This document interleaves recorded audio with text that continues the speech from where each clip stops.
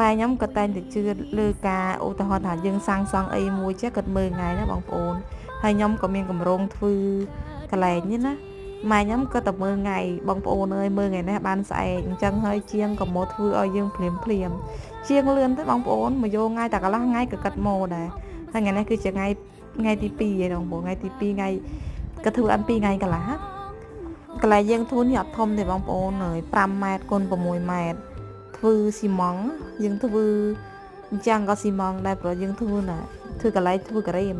ព្រោះថាខ្ញុំអត់ទាន់មានកន្លែងធ្វើទេណាខ្ញុំធ្វើកន្លែងធម្មតាទេប៉ុន្តែដោយសារតែយើងរៀបចំឲ្យស្អាតតែម្ដងបងប្អូនអញ្ចឹងអត់មានកន្លែងធ្វើទេព្រោះយើងអត់មានដីធំអញ្ចឹងក៏ធ្វើតពីក្រោយផ្ទះយើងនឹងឯង